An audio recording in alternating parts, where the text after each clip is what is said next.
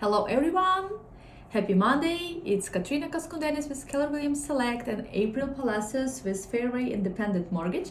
And we are continuing our Mortgage Monday series today, and we'll talk about credit score. So we will talk about different scenario, and April will explain where is the best time to apply for mortgage if we are thinking about how your credit score can change if our buying process will take longer than we are thinking about it.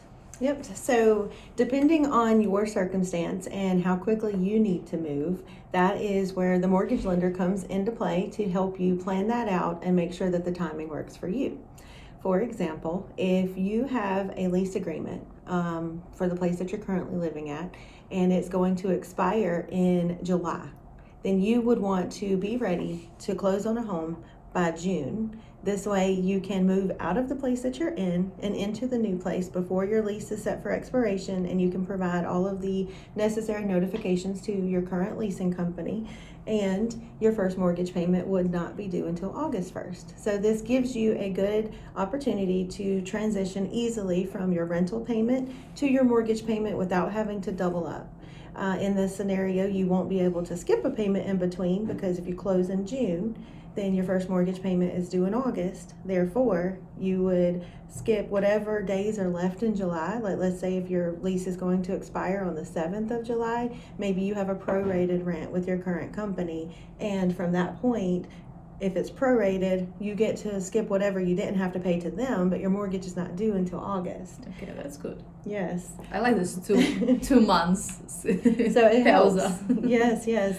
Now, if you close in July, then you could have your first mortgage payment due on September 1st and put yourself in a situation where you can skip both rent and mortgage, just to kind of give you a breathing room, but you don't want to cut it too close. So you definitely want to plan it out accordingly.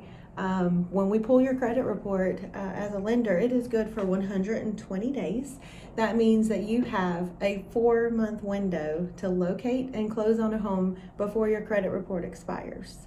So it's very important that you do this in a manner that's going to fit within what your circumstance allows or calls for. And then it is also important to know that when you go look for a house, the sellers are typically expecting you to close within 30 days.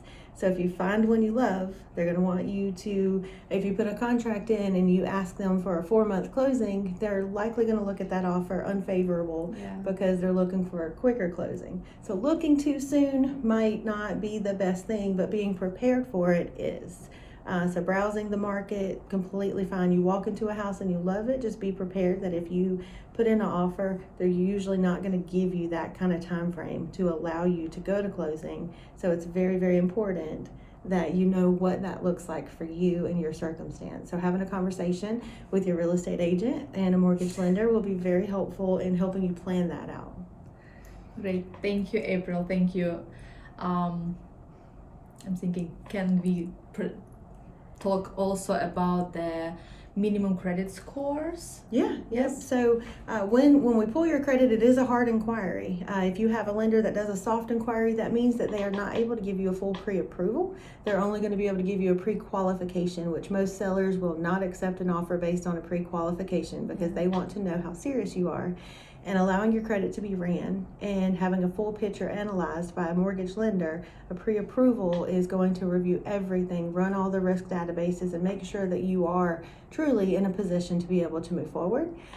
So a hard inquiry is necessary in order to get that, and that typically hits you about 1 to 5 points for a mortgage transaction.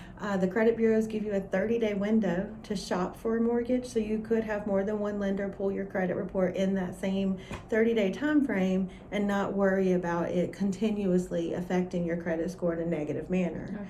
So it's important that you know you have that window for shopping. Ultimately, lenders are very competitive. We typically beat out our competition. Yes, they are.